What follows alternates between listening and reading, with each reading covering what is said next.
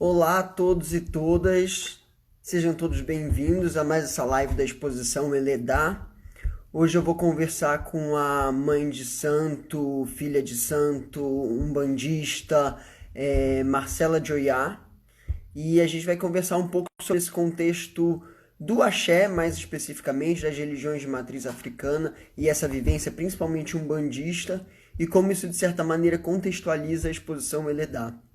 Então, olá a todos, Edécio, Thales Frei, que delícia todo mundo aí, sejam muito bem-vindos e bem-vindas. Camila, Cecília Vilca, todo mundo, que ótimo, Rafael, sejam bem-vindos. Tô esperando a Marcela entrar para a gente começar a conversar. E acho que vai ser uma conversa bem interessante para a gente falar um pouco da história, de onde a gente se conhece, como as vivências que a gente teve no Axé e como, de certa maneira, muitas dessas experiências levaram a construir esse trabalho que é a série de fotografias Iledai que eu estou apresentando agora no meu perfil do dia 18 de setembro, 18 de agosto a 19 de setembro. Então agora o templo Cobra Coral vai pedir para entrar. Já está aqui. Pronto, estamos entrando ao vivo do Rio de Janeiro para o mundo, do Cosme Velho e do Meyer. Oi, Marcela. Oi, Felipe. Boa Tudo noite. bem?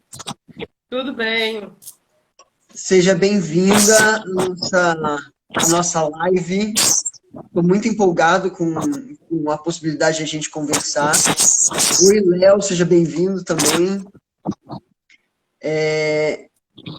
Acho que Tá virou sua conseguindo me câmera. ver? Virou a sua câmera. Você precisa inverter a câmera. Tá, inverteu. Pronto. Melhorou, gente? Não, você tem que Tá melhor? inverter a câmera. Você tem que apertar no botão da setinha embaixo. Setinho embaixo.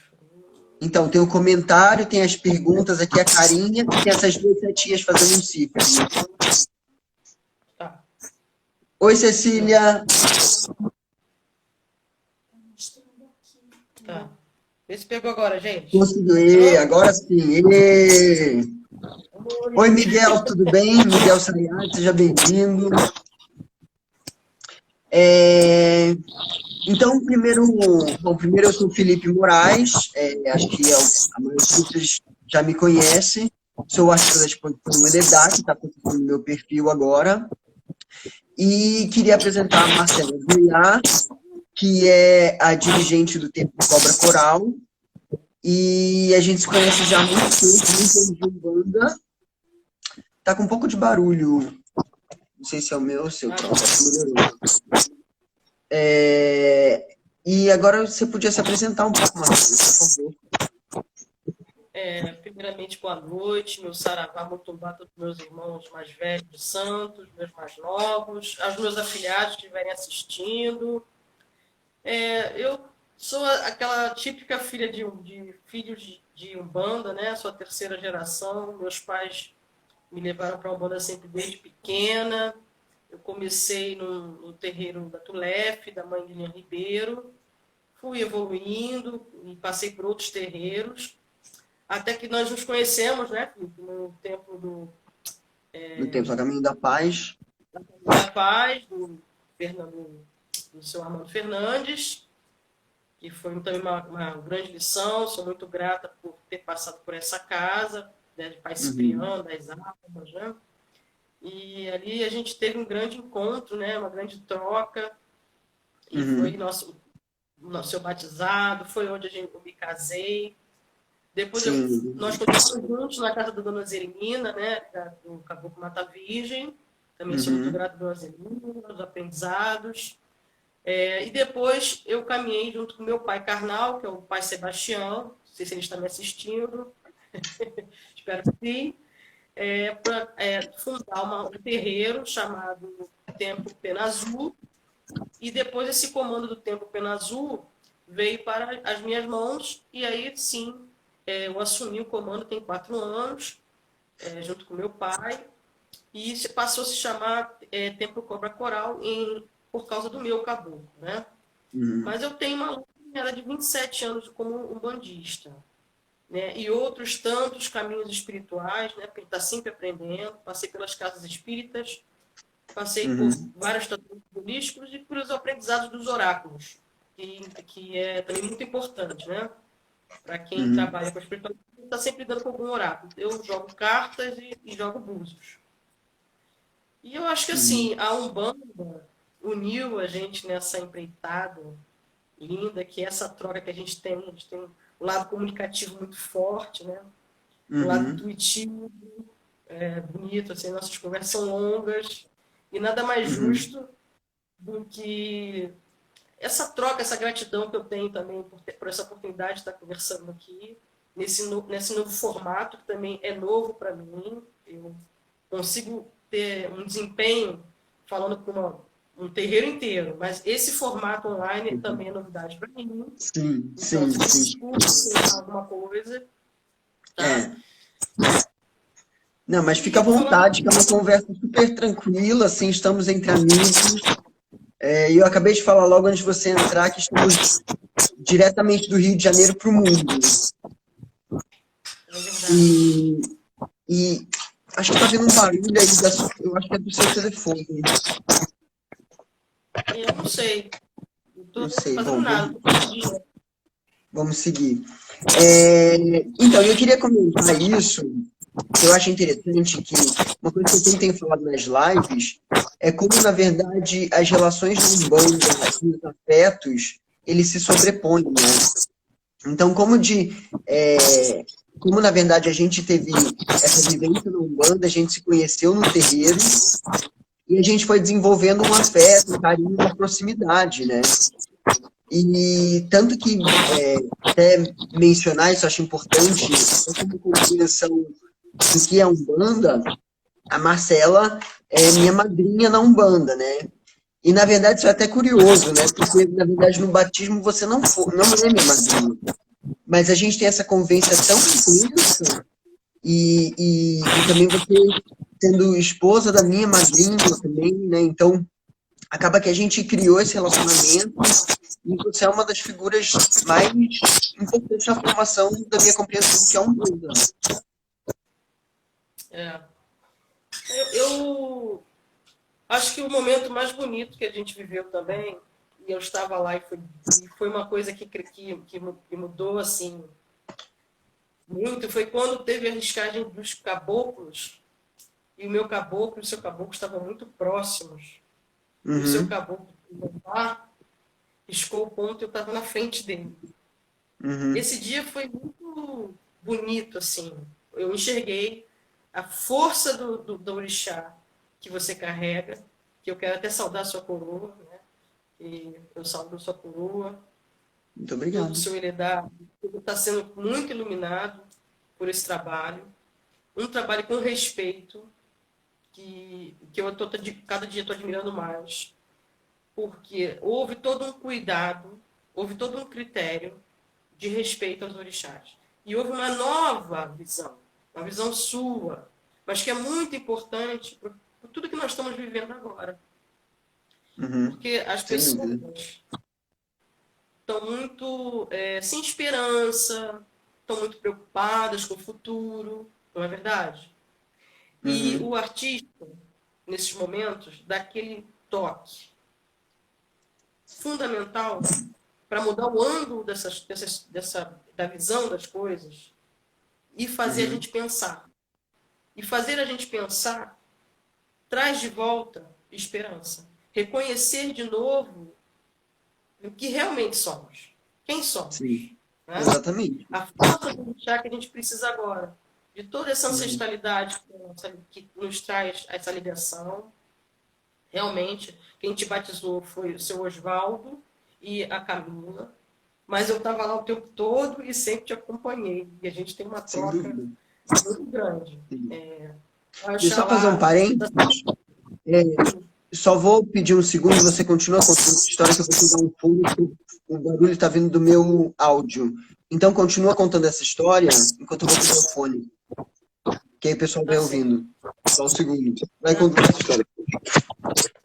Então, eu fiquei muito feliz por essa troca. Também foi uma oportunidade de eu de escrever um texto falando do seu trabalho, mas ao mesmo tempo colocando a importância da ancestralidade, a importância dos saberes ancestrais, o resgate desse pensamento primordial.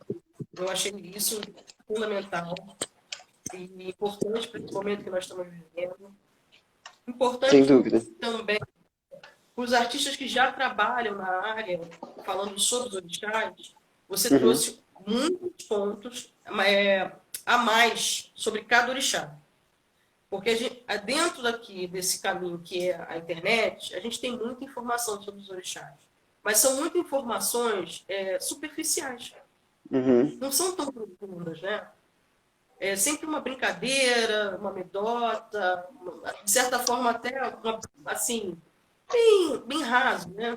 E quando a gente procura nos aprofundar, na verdade, cada um tem a sua visão muito própria do que é o orixá, pela Sim. sua vivência.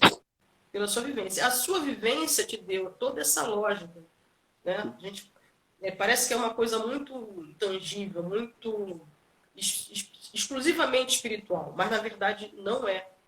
Ela trouxe uma É uma nova vivência forma de... cultural também, né? Cultural e identitária, né? E de convivência social. Verdade. Você também, né? É um filho de Umbanda que já vem de várias gerações, né? E traz isso também, né? Que é diferente. A gente cresceu e as nossas brincadeiras eram com os pretos velhos, pelo menos eu. Eu com vovó Maria na Tulef. Primeiro a gente tinha medo como criança, porque as imagens eram enormes. Antigamente as imagens eram muito grandes, né? Aquilo dava um medo na gente. E depois a gente começava a admirar, porque iam nos explicando, não, essa aqui é a vovó. Aí, às vezes, botava docinho na vovó pra gente pegar. E aí, aquilo foi criando um laço, né? E a gente foi compreendendo, que bom, então eu conheço vovó. Isso E foi criando...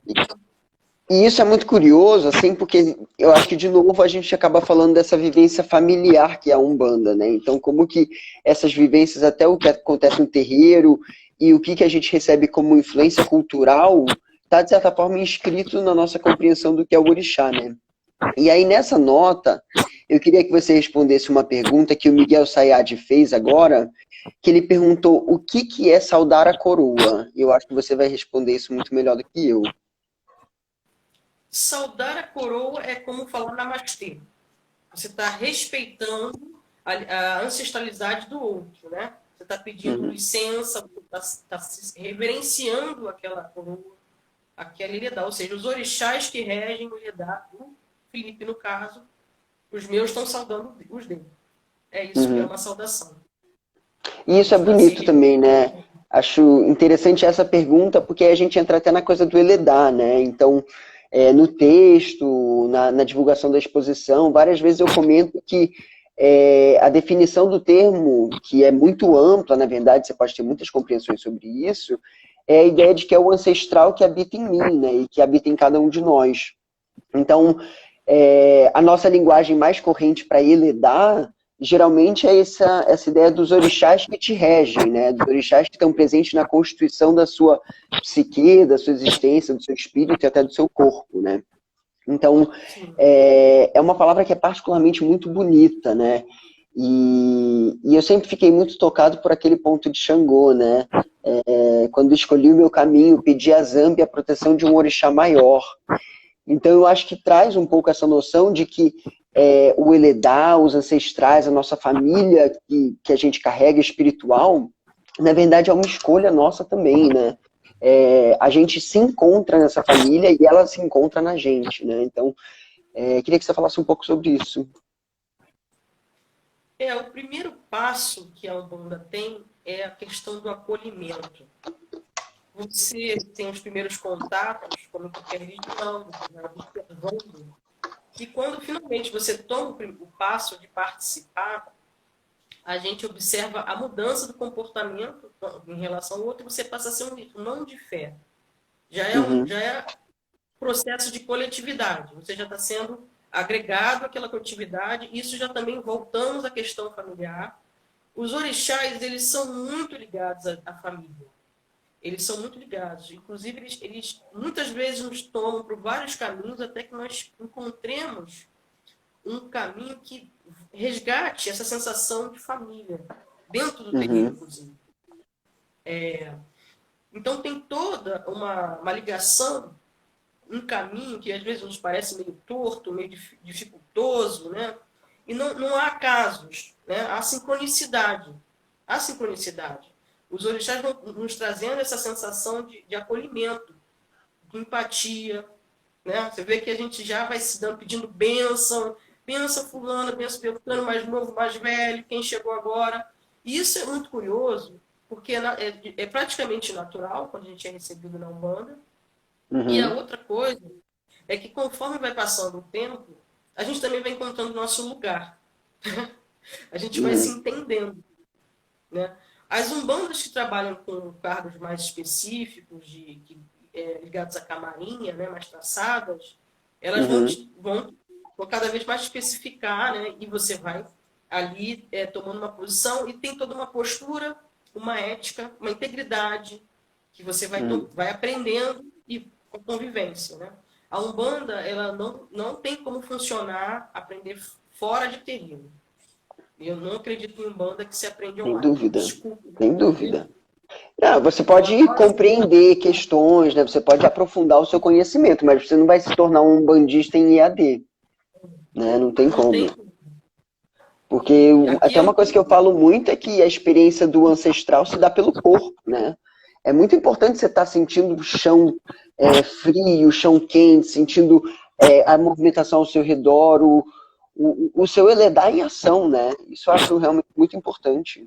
A experiência física da Umbanda e das religiões de matriz africana. Na verdade, a gente sente, inclusive, por onde caminha dentro do meu corpo a energia que vem até mim. Cada orixá, na verdade, se você estudar bem, vai se aproximar de determinados chakras primeiro. Né? Se você pensar, por exemplo, a gente falar da grande cruzilhada que é Exu vem pelo chakra básico. Tanto é que a gente se abaixa, muitas vezes a gente se abaixa, ou se ajoelha, ou fica meio ajoelhado, agachado, porque a energia vem pelo chakra básico. Né? Então, quer dizer, ali você já está aprendendo. Bom, a energia vem... Se eu já penso uma energia de Oiá, que é minha mãe, né? Eu já penso numa coisa como se viesse do ar, de cima para baixo, do terceiro olho. Né? Então, quer dizer, isso já é um aprendizado. Eu até estava lembrando muito agora, antes de começar essa live, do pai Pedro Miranda. Um dia ele perguntou... Que, inclusive, só fazer um parênteses, eu recomendo ouvir as gravações de ponto de Pai Padre Miranda que tem no Spotify. São maravilhosas, são umas dicções incríveis, né? A forma que ele canta é realmente muito, muito poderoso. Eu recomendo, procurem no Spotify Pai Pedro Miranda. São assim umas gravações históricas imperdíveis. Verdade.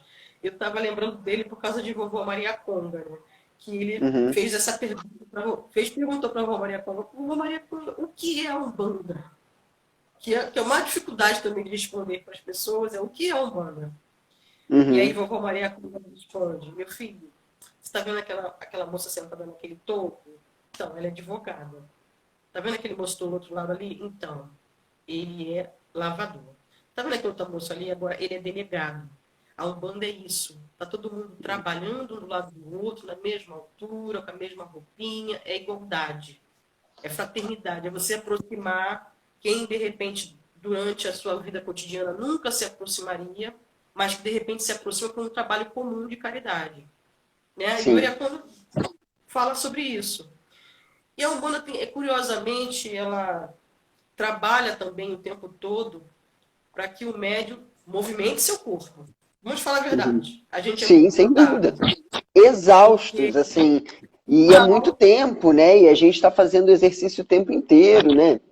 E eu queria levantar uma coisa que eu achei interessante do que você comentou até agora, é que é essa noção de deuses familiares também que tem na Umbanda, né? Então, essa noção de que a gente se relaciona entre as pessoas encarnadas e também a gente desenvolve relacionamentos com os ancestrais e com os mentores e com os amigos espirituais, seja como você quiser chamar, que acompanham as outras pessoas, né? Então, como o meu relacionamento com você, como a gente se conheceu no terreiro, não era só com você, era também com o seu tranca-ruas, era também com o seu cobra coral, e tantas experiências incríveis que eu recebi dessas esferas de saber que acessava por meio de você, do seu corpo. Então, e nessa nota eu queria levantar uma coisa que eu acho até um pouco polêmica e que os umbandistas evitam levantar, né? E que eu cada vez tenho tendido a entender a Umbanda dessa maneira. Que essa dicotomia se a Umbanda é um monoteísmo ou se é um politeísmo.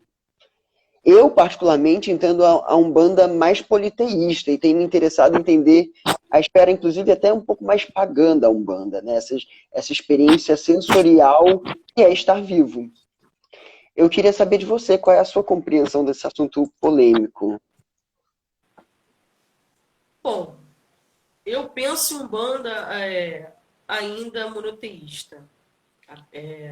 Falando de religião especificamente, não a minha vivência espiritual. A minha vivência espiritual, particularmente, na verdade, tem muitos olhares e muitos caminhos, porque eu passei por uma casa espírita, passei por casas de esotéricas e passei também pelo candomblé. Né? Passei também, tenho família também no candomblé, não sou iniciada ainda, por uma questão, minha casa de minha mãe foi derrubada, infelizmente, por essas pessoas que são preconceituosas, né? Infelizmente. A pessoa com quem eu escolhi a fazer o ritual de iniciação foi expulsa da sua própria casa. E, infelizmente, eu não consegui me iniciar no candomblé. Mas sou uma pessoa muito próxima também dessa religião. Se eu pensar em todas as vertentes que existem da Umbanda, há sim umbandas que pensam muito politeísta. Porque nós temos umbandas, as pessoas não têm noção, mas nós temos umbandas que são exclusivamente vividas naquela região. Se você pensar em Codó, no Nordeste, só existe aquela umbanda cheia de encantados naquela região, daquela forma. Então, não necessariamente eles têm um pensamento monoteísta. Né? Uma outra curiosidade é que nós temos umbandas que não acreditam na reencarnação. Elas lidam de uma forma católica, então elas têm coral católico, elas pensam na salvação, elas cantam muito mais louvores católicos do que realmente os originais. Nós já conhecemos senhoras que não acredita na reencarnação, mas trabalha com Umbanda. É um umbandista dirigente de Umbanda há 40 anos. Já tem um pensamento bem católico. Entende? Então, a Umbanda tem a Umbanda é sincretizada e não tem como não ser sincretizada, porque ela já veio justamente para fazer esse sincretismo. Ou seja, a origem dela é a sincretização, né? O sincretismo. Não tem como você pensar Umbanda sem isso. Ela tem um núcleo duro que a classifica como religião e que a gente consegue diferenciá-la das demais religiões, né? Alguns rituais que nós praticamos, né, são realmente só da Umbanda, né? Os sincretismos que nós realizamos, os tipos como eu posso falar? Os sacramentos em si que nós realizamos, né? Também são algumas coisas são bem específicas que a gente pode classificar ela como religião Umbanda.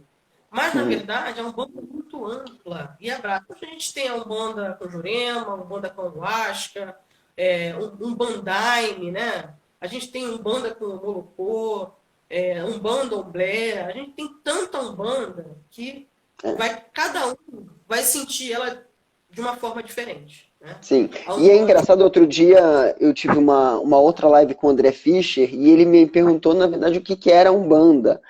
E eu falei que é muito difícil você responder essa pergunta e para começo de conversa eu acabo chamando até de umbandas, no plural. Porque são tantas as possibilidades de manifestação disso e acho que pela própria natureza tribal das religiões de matriz africana, elas acabam tendo características muito específicas e quase um modus operandi particular e único de cada terreiro, cada pessoa e cada forma de desenvolver seus rituais pessoais também, né? Eu acho que isso é uma É verdade. característica muito bonita e específica da Umbanda. E que está disseminado pela cultura brasileira, né? Então, a ideia de você acender uma velinha para as almas, de você se benzer numa encruzilhada. Então, são pequenas coisas e pequenos ritos que as pessoas desenvolvem e vão criando a Umbanda ao redor disso, né? Eu vivi uma experiência, inclusive, que chegava até ao meu trabalho, né? Eu trabalhei em alguns lugares em que, sendo a pessoa bandista, exigia que a gente fosse para o trabalho de branco toda sexta-feira. Então, não era Uhum, só cultural, fazia parte. Ele dizia assim: não, sexta-feira você tem que vir de branco, porque na segunda-feira eu vou saudar o Zé Pilintra para que não falte cliente. Então a gente uhum, já tem isso, né, dentro da cultura o tempo todo, né? Ah, eu sim, vou lá em Madureira, vou tomar uma cervejinha. O que a gente faz? A gente pega, dá uma salvinha, né? Faz aquela salvinha um pouquinho. Então, claro. Umbanda tem dentro da nossa cultura, do nosso DNA. Eu falo até que faz Uhum, parte do nosso DNA, porque o meu preto velho, o velho budista da Bahia, ele fala sempre para mim que a Umbanda está viva. Ela é uma lei natural, ela está viva. Está o tempo todo na nossa vida, assim como está o tempo todo os orixás. Quando a gente uhum, sai do terreiro, a gente deixa de ser um bandista, a gente continua um bandista. E a gente uhum, continua fazendo, pensando dessa forma, né? Se a gente está numa situação perigosa, a gente já pensa logo nos nossos guardiões. Quem nunca passou por uma situação perigosa, ainda mais no Rio de Janeiro, gente, e não pensou logo no, por favor, você tranca a rua. Eu mesma. uhum. Várias situações eu pedi o Nico e falei, ai, seu tranca a rua, por favor, me guarda que a situação aqui está escura. É, e eu É, acho que tem até muito a ver com o próprio Rio de Janeiro, né? Essa ideia de você constantemente evocar Exu e Ogum, principalmente no Rio de Janeiro, né? Então, hoje até no texto da postagem, eu falei que Exu é essa resistência frente à precariedade do Brasil, do Rio de Janeiro, principalmente, né? E o Rio é esse suprassumo de sobreposições de dificuldades, instabilidades e todas essas camadas de dificuldade que é o Brasil, né? E Exu, de certa maneira, é uma forma de existir inventivamente perante isso, né? o Exu ele é uma grande força, né? Quando a gente está muito numa situação perigosa da nossa vida, mas não só na rua, né? Na situação que a gente está vivendo pessoal, o Exu é aquele impulso, né? Ele é aquele impulso primário, força. O Ogum vem também nessa força de trabalho, de conquista. Então, às vezes, a gente de manhã, pelo menos muitas que eu conheço, muitas pessoas que eu conheço, já vai pedindo força para Pai Ogum. Hoje eu tenho que trabalhar até 6 horas, meu pai me dá força, eu preciso terminar esse dia bem, né? Que o dia termine bem. Então, a gente tem, sim, isso tudo dentro da nossa cultura. O tempo todo Uhum, a gente está vivenciando Umbanda. A Umbanda está sempre em movimento, né? O tempo todo.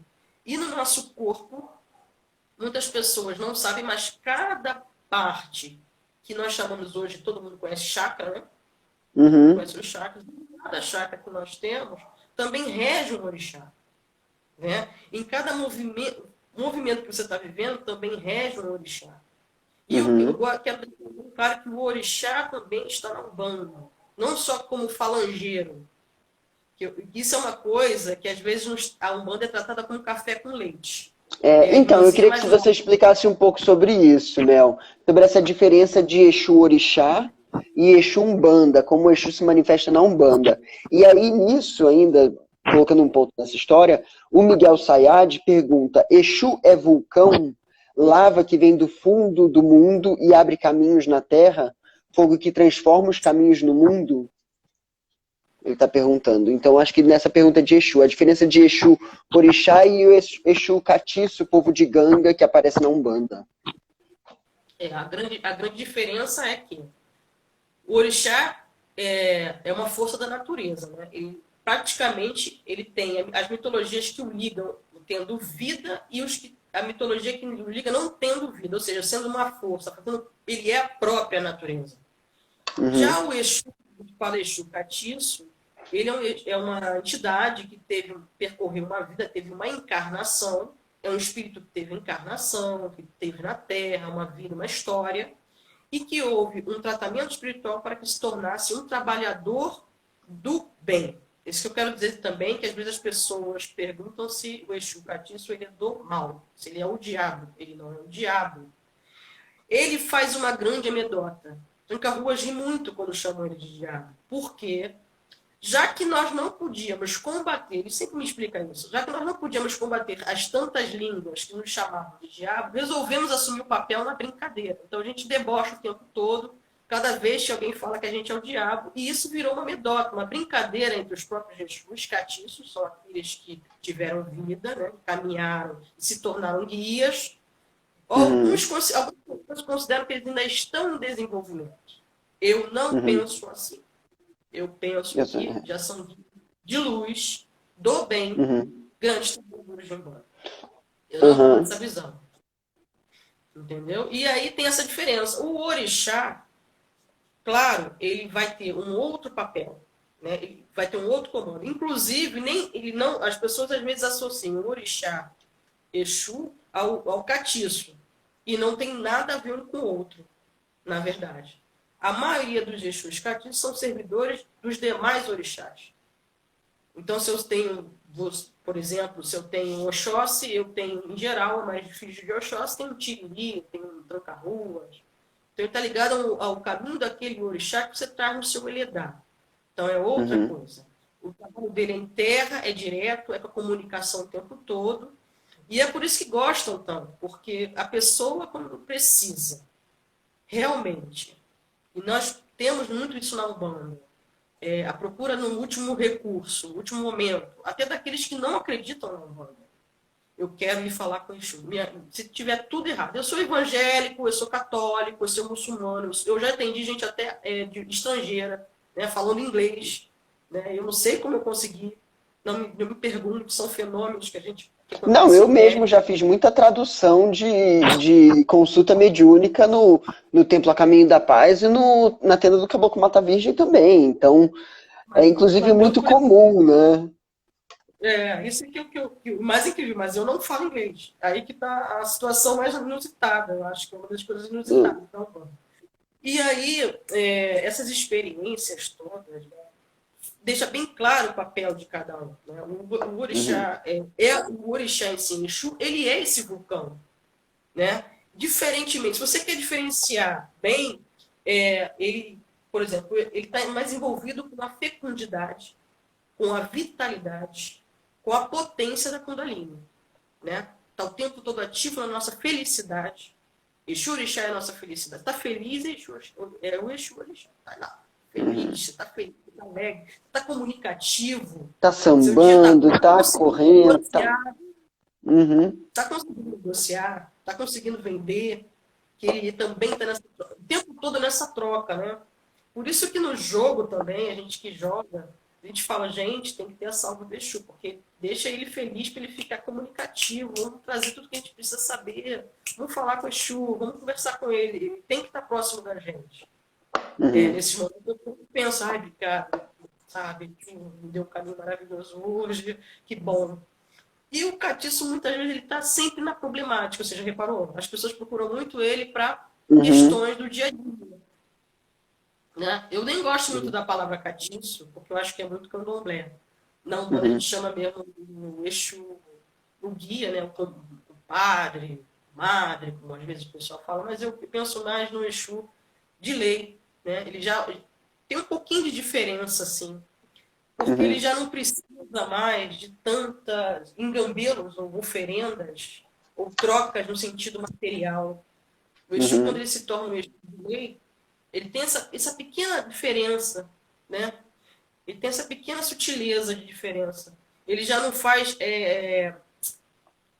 não faz essa troca material, não é necessariamente uma troca material, não necessariamente eu preciso beber a cachaça, não necessariamente eu preciso do charuto, eu posso atender. Não estando assim, é uma outra dúvida que as pessoas têm muito. O Exu é viado.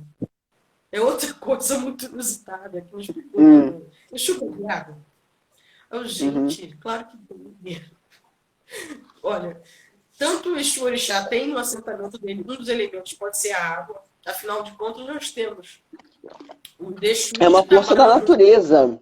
Né? As pessoas só acham que a água é o oposto de cachaça, mas não, a água antes é uma força da natureza, né? E é extremamente simbólico.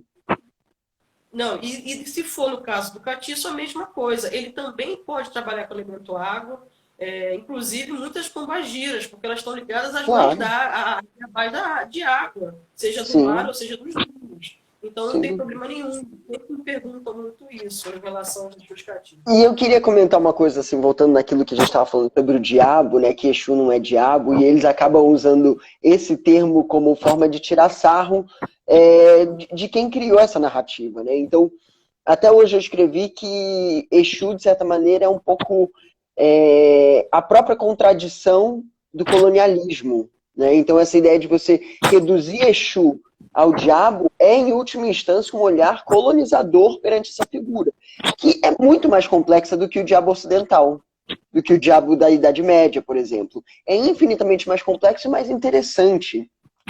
E aí eu fico pensando, por exemplo, até nessa coisa de você se apropriar dos Exus culturalmente, existirem e se apropriarem desse termo.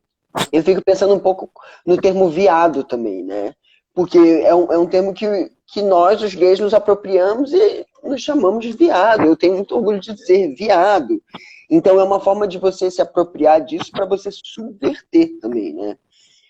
E queria que você comentasse um pouco sobre como que a Umbanda ela usa esse tipo de subversão para se manifestar, crescer e cumprir a sua missão.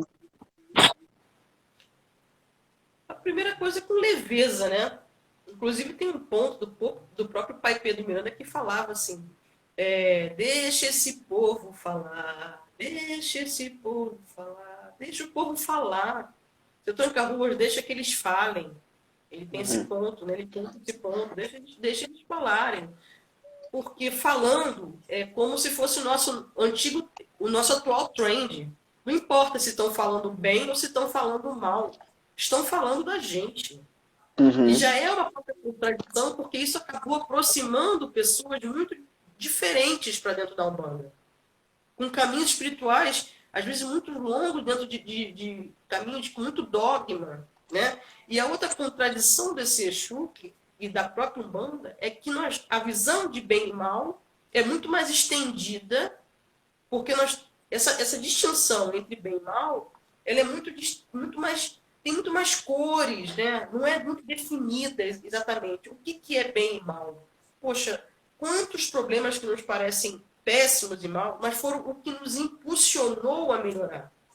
A gente uhum, pensa assim, gente, eu tropecei naquela pedra. Mas se eu não tivesse tropeçado naquela pedra, eu não tinha nem conhecido o terreiro. Essa que é a verdade. Foi um mal que me fez um bem.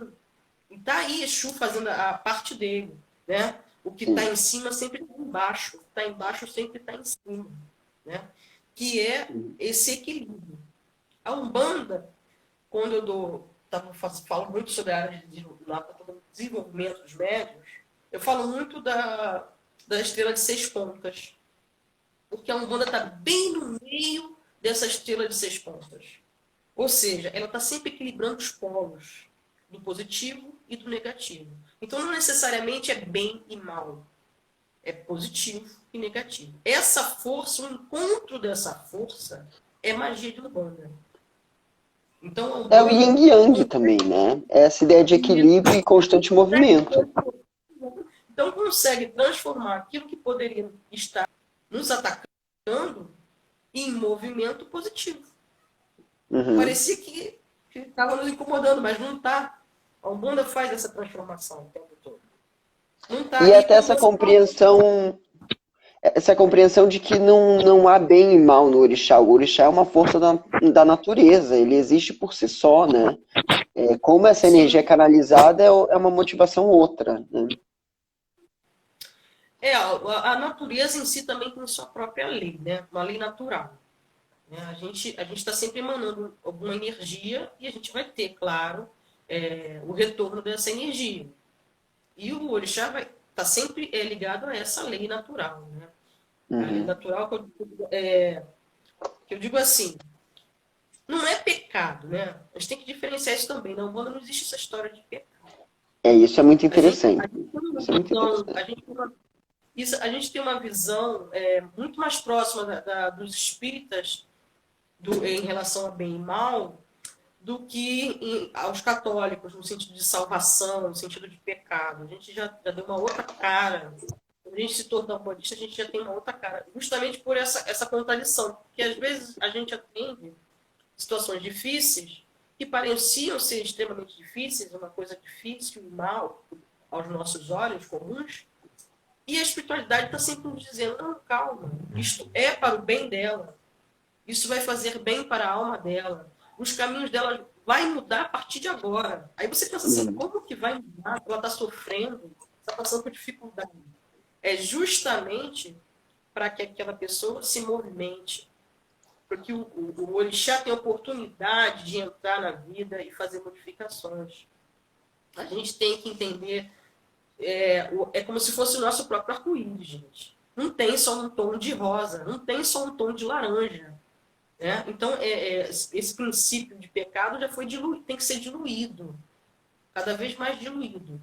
E outra coisa que eu não acho que as pessoas também, a maioria pode já ter compreendido, é que não tem essa história de salvação. Vamos me salvar do quê? Exatamente. Se não há pecado original, não há salvação. Que salvação? Se eu sou uma pessoa que estou pensando, trabalho com guias espirituais, né? Afinal de contas, a gente até brinca. Como você pode ter medo? Você fala com o espírito todo dia. Como que você pode ter medo? Você fala com o espírito todo dia, não é? Sim. E o espírito, muito interessante também, os espíritos sempre nos contam muitas histórias, né? Eles fazem questão de dizer, a gente teve vida sim. Né? As pessoas têm dúvida. Será que teve vida? Teve vida sim. Muito, muito, como todos nós, né? Então, eu queria levantar uma coisa. Tem um ponto que eu sempre gostei muito, que a Maria Amélia, e só para contextualizar, para quem está vendo, Maria Amélia é uma curimbeira do Templo a Caminho da Paz, a curimbeira-chefe do Templo a Caminho da Paz, né? Uma figura muito importante, inclusive, para a Umbanda carioca, né? Então, uma pessoa que compôs muitos pontos, é grande pesquisadora de pontos. E lembro de, em determinados momentos, ela comentar sobre esse ponto, que é: vovó não quer casca de coco no terreiro, vovó não quer casca de coco no terreiro, que é para não lembrar do tempo do cativeiro. E ela comentava que esse ponto era cantado, era puxado pelos pretos velhos em gira quando eles percebiam que tinha olheiros da ditadura, durante os anos 60 e 70 na ditadura brasileira. E eu acho muito bonito você entender essa ideia da casca de coco e da lembrança do cativeiro como alegoria para um drama contemporâneo dos anos de chumbo, né? Eu queria que você falasse um pouco sobre como que a Umbanda por si só pode ser uma forma de existência e como que as umbandas e as religiões de matriz africana, de acordo com a sua experiência, estão lidando com essa onda fascista que está assolando o nosso país e tentando apagar as nossas diferenças, né? A melhor forma de lidar, que eu tenho observado, é fazer o oposto. É na união, né? É usar as novas ferramentas tecnológicas a nosso favor, nos aproximando, tirando dúvidas, esclarecendo, nos mantendo unidos no pensamento, na nossa tradição. Porque, na verdade, foi bom você falar dos pretos velhos, eles já nos deixaram uma grande lição, que é a resistência, é a sabedoria de nem sempre guerrear, porque a escravidão, muitas vezes, ela submeteu a pessoa a torturas infindas, e mesmo assim eles se tornaram espíritos bons, né? Se tornaram grandes guias da Umbanda, justamente por encontrarem esse caminho do perdão, né? Esse caminho do perdão. De entender aquilo de uma forma mais macro, né? Maior. E principalmente porque sempre, se você pensar, a gente está sempre pensando em Aruanda. Né? Nosso maior objetivo é Aruanda. Quando todo preto velho que foi escravo, o pensamento dele era: eu quero chegar em Aruanda, que na verdade era Luanda, que é um porto que fica na África. E eu não sei se as pessoas... todo mundo fala Aruanda, mas não sabe de onde vem a palavra Aruanda. Aruanda vem de Luanda, né? Porto que ficava que era uma lembrança dos aqui escravizados. E eles queriam chegar até Luanda, e depois a gente passou a chamar de Aruanda. E Aruanda é o maior objetivo, na verdade. A Terra é uma passagem, é uma escola. Nós estamos aqui aprendendo. Mas o nosso maior objetivo realmente é Aruanda. A Umbanda, principalmente, não tem nos seus objetivos o poder. Diferente de algumas religiões, infelizmente, o seu objetivo se mescla entre a vontade divina e a vontade de poder. E a Umbanda não tem esse objetivo. Isso nos ajuda muito, porque a gente passa a acolher mais as pessoas. A gente não fica batendo nas diferenças. Pelo contrário, nós estamos fazendo ponte o tempo todo. Nós estamos fazendo ponte, somos uma religião muito empática. E se você observar, com as minorias, né? Sim. Os ciganos, por exemplo, a Umbanda acolhe, depois de um tempo. Os próprios malandros, né? Acolhe. Os baianos, né? São todas faces de minoria, né? Que ainda continuam. O mais espantoso é que ainda continuam minorias, depois de tantos séculos passados da escravidão. E eu acho que tem uma coisa particularmente muito simbólica da Umbanda, que é, primeiro, essa ideia de ser a religião do oprimido, né? Então, encontrar o afeto do espírito, o afeto da alma e do acolhimento espiritual para todos, né? Então, essa ideia de você disseminar... A espiritualidade é um direito universal, né? Então, no que você acredita é um direito seu e isso, de fato, ninguém pode te tirar, né? E acho que, de fato, nós vivemos em um momento muito exilados da nossa espiritualidade, infelizmente. Mas aí eu queria que você falasse um pouco justamente dessa ideia de como que a Umbanda ela se configura por meio dessa representação do oprimido, né? Então, tem uma ideia que eu acho muito poderosa, uma imagem que sempre me move, isso que você falou do delegado, da cozinheira, do gari, todo mundo incorporado ali com o seu mentor e com o seu ancestral naquela situação. Mas o que eu acho muito bonito também é essa ideia assim, do homem branco, opressor, heterossexual, se ajoelhando aos pés de uma preta velha para pedir a bênção. Então eu acho muito simbólico, eu acho que a Umbanda, ela particularmente toca no simbólico do Brasil, porque ela faz essa salvaguarda mitológica daquilo que nós somos, né? E, de certa maneira, ela cura simbolicamente algumas das nossas feridas, né? E acho que justamente por essa narrativa do perdão e de você inverter o jogo de poder, né? Então, o homem branco que se ajoelha para a preta velha que foi oprimida, que vai trazer a sabedoria dela, ancestral, para esse homem.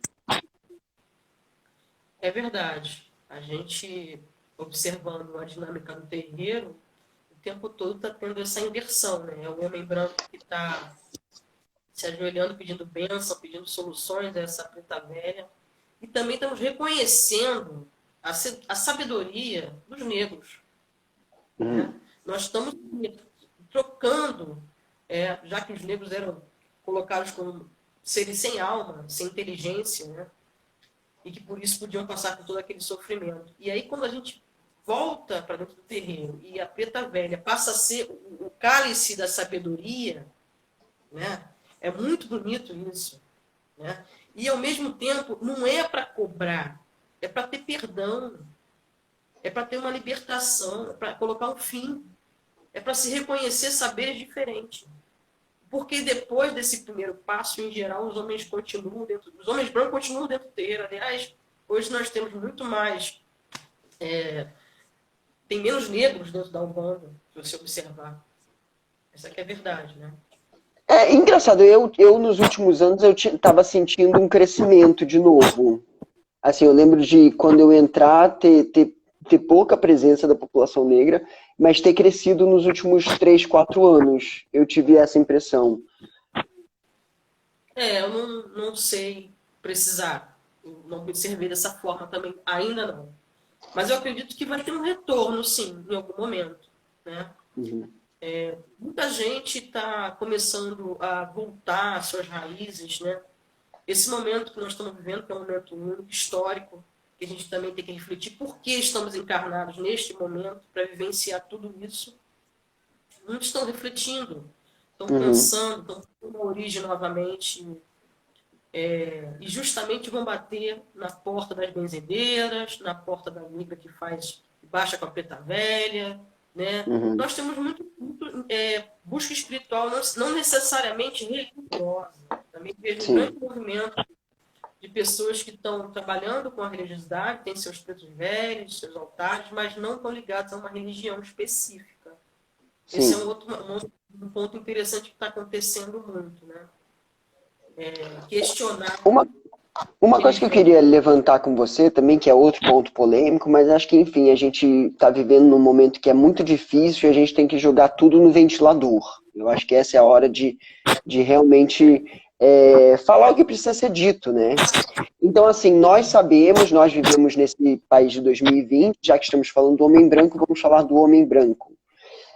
Nós sabemos que existem umbandistas e praticantes de religião de matriz africana bolsonaristas. Nós sabemos quem essas pessoas existem, nós sabemos o nome delas, nós sabemos onde elas vivem. E eu queria que você...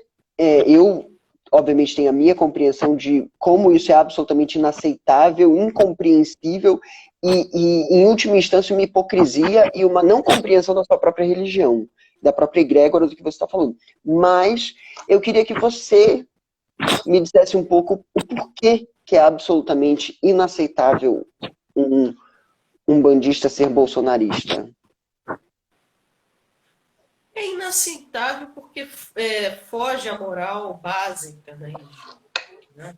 A religião que preza, que trabalha com caboclos. Os caboclos são representação do índio.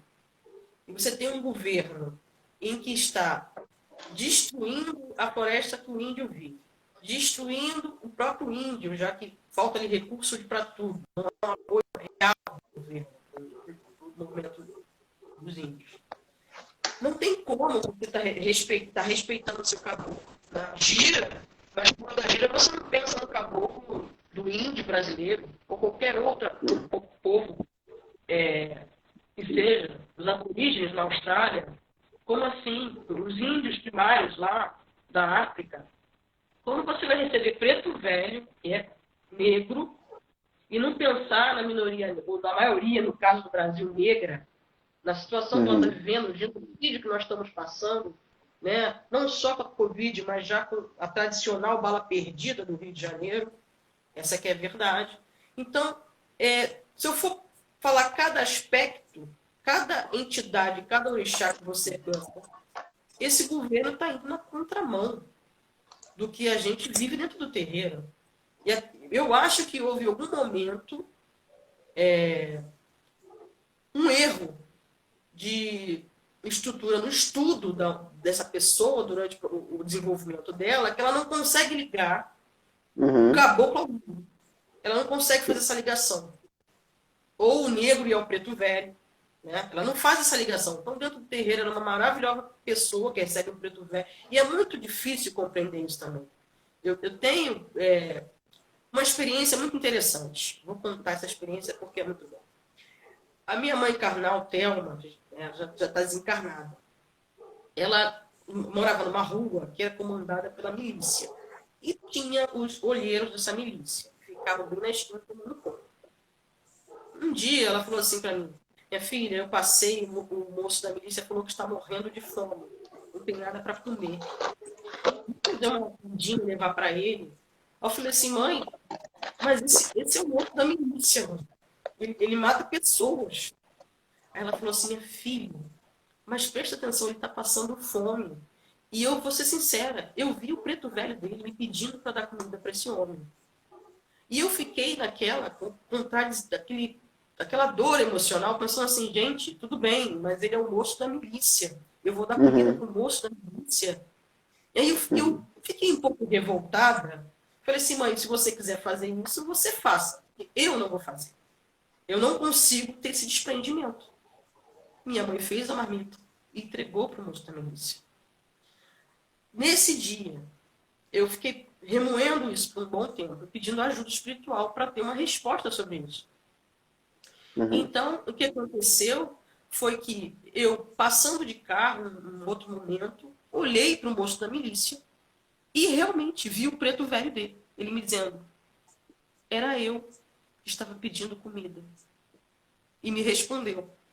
Então, é impressionante como, às vezes, dentro daquele ser que nós classificamos imorais, porque são imorais, sem caráter, violentos, muitas vezes violentos, também Uhum. mora um guia espiritual. Ele não é uma pessoa que não há espiritualidade nele.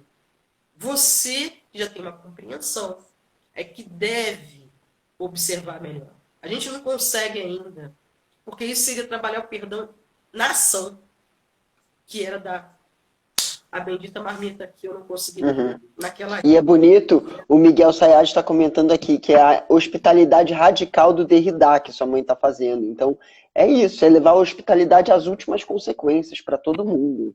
É essa a noção do preto velho, né? E eu É queria essa. aproveitar essa pausa, aproveitar e falar para o pessoal que daqui a pouco vai acabar a live, então a gente tem mais ou menos uns 5 minutos. Se vocês quiserem mandar perguntas, já tem uma pergunta aqui da Paula Brasil, que ela pergunta como você vê as pessoas que seguem diferentes religiões. Por exemplo, a pessoa estudar o kardecismo, trabalhar no centro e praticar o budismo. Existe uma lógica ou isso seria insano do seu ponto de vista? O que você acha, Marcela? Eu acho que são experiências válidas, né? Eu também passei pelo kardecismo, passei pelo candomblé e passo por muitas experiências espirituais, não necessariamente. Vou à casa, por exemplo, do Yogananda meditar. Já recebi muito jorei e não acho que seja um problema, né? Desde que a pessoa saiba se comportar em cada religião, seguir aquilo direitinho, que está dentro da íntegra daquela religião. E não misture, isso não se torne uma confusão para aquela pessoa. A gente pode filtrar isso, né? E existem pessoas, sim, que inclusive estão dentro de um terreiro, mas também trabalham dentro da casa espírita, né? A minha mãe também fez essa ponte, ela trabalhou muitos anos na Umbanda, 38 anos de Umbanda, meu pai também 38 anos de Umbanda, depois se tornou instrutora no Lar de Frei Luiz, participava dos trabalhos do Lar do CELD, né? Que também é uma casa espírita. Então não há exatamente um conflito, né? Não é um conflito, assim, é só você saber separar o seu comportamento, né? O seu lidar, a sua educação espiritual em cada lugar. Não Uhum. acho problemático. Inclusive, acho que tem a ver com a origem da Umbanda, né? Então, a Umbanda no começo do século XX, quando foi fundada em 1908, tinha uma cara completamente distinta da que ela tem hoje em dia. Então, hoje em dia, você pode ir num terreiro e vai ter cromoterapia. Até a ideia de você ter os ciganos trabalhando na Umbanda hoje em dia era uma coisa que não tinha no começo do século XX, né? Então, a própria constituição da Umbanda se dá nessa sobreposição de saberes. É verdade. Ela acaba aproximando também todos esses saberes, principalmente atualmente, né? Tem a cromoterapia, tem a aromaterapia, tem a cristalterapia, nós temos como outras tantas terapias holísticas que estão envolvidas dentro da casa do Umbanda, né? Acupuntura, massoterapia, nossa, na área de cura tem muita coisa. Na área de cura. Uhum. Eu acho muito bonito, porque isso quem trouxe muito é o povo do Oriente, né? Que trouxe toda essa filosofia para dentro da Umbanda. O Oriente é muito importante na Umbanda também. A gente tem que valorizar. E aí acaba que a pessoa vai se aprofundando nesses saberes, óbvio que ela vai buscar fora também. E aí isso acaba ligando a essas outras casas de saberes. Eu acho importante. Eu acho importante que a pessoa, se ela tem curiosidade, se ela tem vontade de aprender, que se aprofunde, né? Porque o carioca brasileiro, muitas vezes, ele parece que ele é um sabedor de tudo e, no final das contas, é superficial em tudo. Mas, de certa maneira, isso até é um pouco constituinte, né? Do que nós somos. A gente tem 30 segundos, gente, vai acabar a live. Muito obrigado, Marcela. Muito obrigado à sua coroa, ao seu Eledá. Obrigado a todo mundo que estava presente. E 15 segundos aí para você se despedir, Marcela. Eu agradeço a todos que participaram da live, que o Oxalá abençoe a todos, agradeço ao meu afilhado Felipe, meu Saravá Motumbá, Xé,